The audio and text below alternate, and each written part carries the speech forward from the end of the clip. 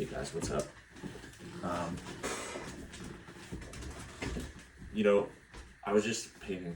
I was just painting a house over on Highland Avenue. Oh, it's right there, sweetie. I'm going and doing a video. I was just painting this house over on Highland Avenue, picking up some extra cash, and it gives me some time to think. I was just thinking, like, you ever walk into another room and like you had a goal when you walked into that room, but when you get in there, you couldn't remember what you were supposed to do? I kind of feel like sometimes I feel that way about my life purpose, like I'm right on the brink. This could be explained in other ways, but like I'm right on the big brink of some genius breakthrough or something. Or that I'm starting to remember something I forgot. Maybe we are in the Matrix. It is possible.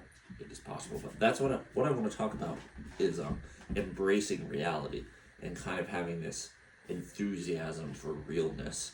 And there's a couple of things that come to mind, like two movies, and then just the mission of the Buddha.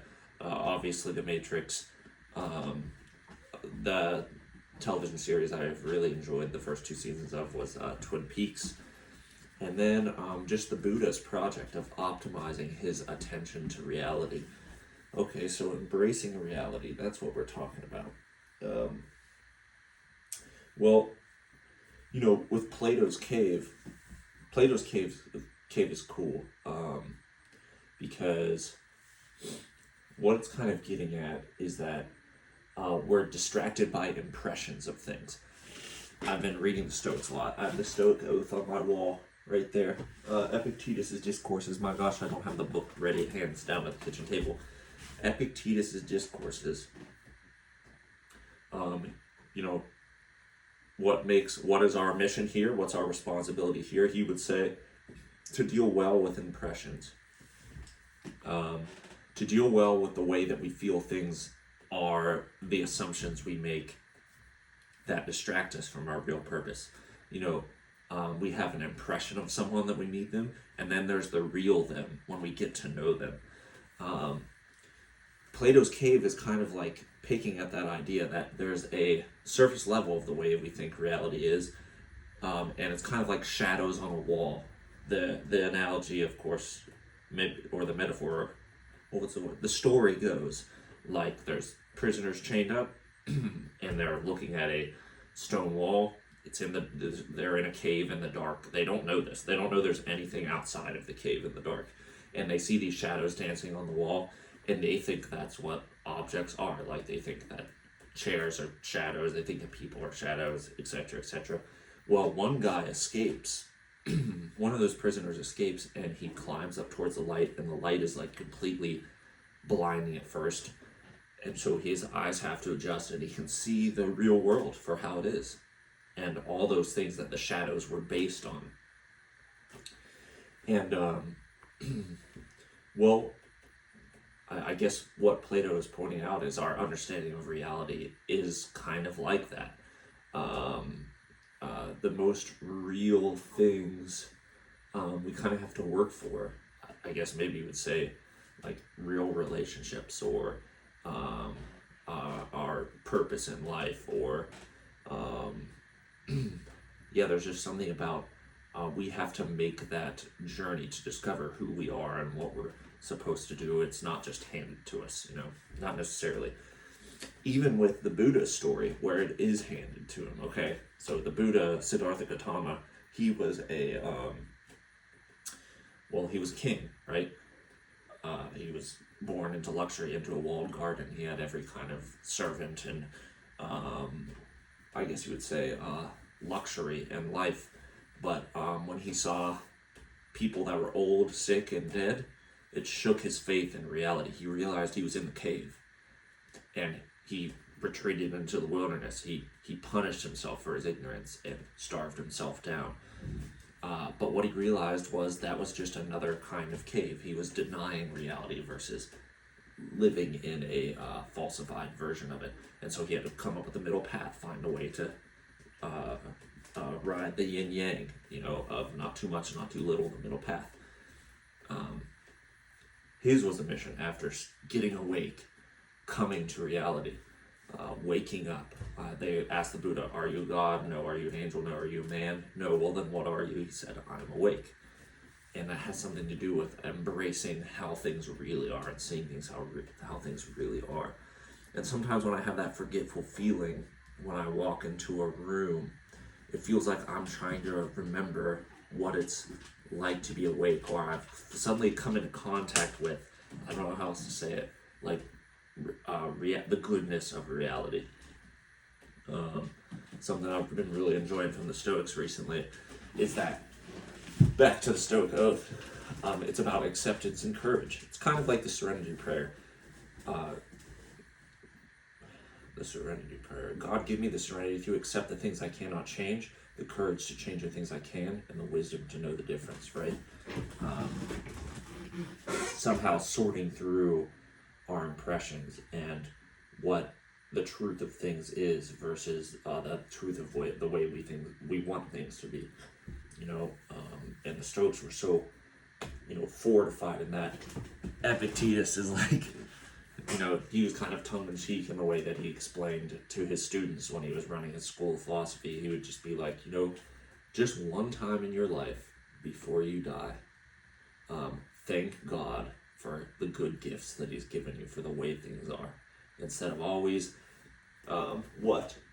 disobeying your reason, pressing charges against the way things are, being mad at reality, or finding fault with God and his gifts. Just for once in your life before you die, accept reality, right?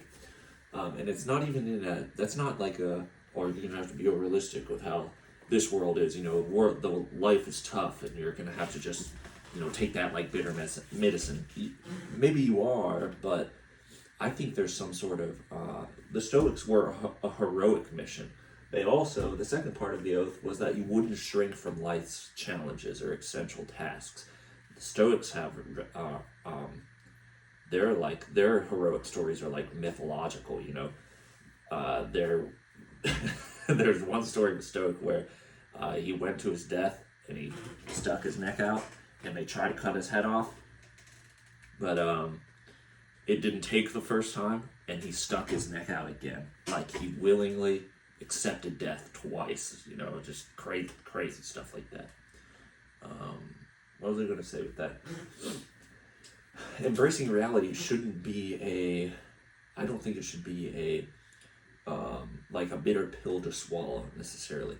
There's something really beautiful about the realness, and this is why I really like Twin Peaks, is because,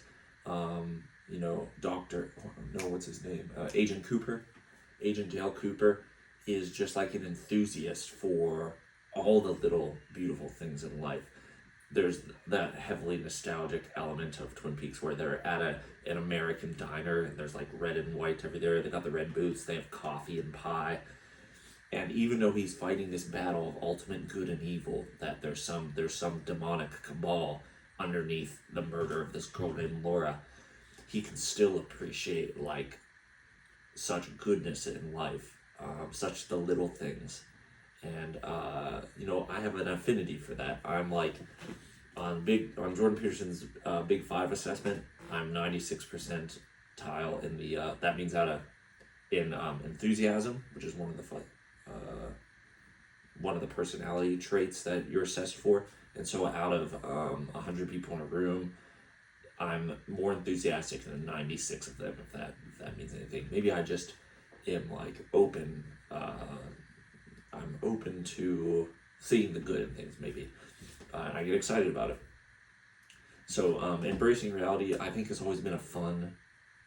It's just been almost, I don't know how to say it. It's part of my personality that it's like obvious to me how interesting the world is. I'm never bored by it. I love to learn. And that's personified in Twin Peaks if you haven't seen it. The same in The Matrix. What's so cool is like The Matrix is just Plato's cave. Okay? It's just Plato's cave. That's what the story's about. Neo is Neoplatonism. It's like updated Platonism, right? Plato's cave. And Neo's trying to discover who he is. He's trying to uncover that he's the person to bring people back to reality. I guess we're all Neo. And so, yeah, I just wanted to share some thoughts about embracing reality. And just been thinking on that recently. There's lots of exciting good in the world, guys. If we take the path of the Stoics, there's lots for us to embrace here that's good.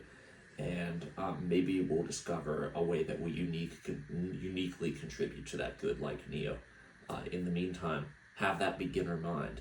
Who is it then that is the first in the kingdom of heaven? Isn't it the children? Like when they are seeing things in a new way, right? My friend Brandon, we were running the other day, and there's like a bike path. There's a bike path on the flood wall in Portsmouth, and he said that Della and Juju, like his kids, were like, when they want to go to the bike path, they say, "Hey, can we go to the kid road? Can we go?" Like, kids reframe things in the most interesting ways. I guess that's why they have access to kind of like this weird knowledge. And sometimes it's even, it's naive, or it's, not totally, proper in society, but they see the world with those new eyes, with those beginner eyes. And if we embrace reality like that, life is just so much more good. We're going to enjoy every part of it. So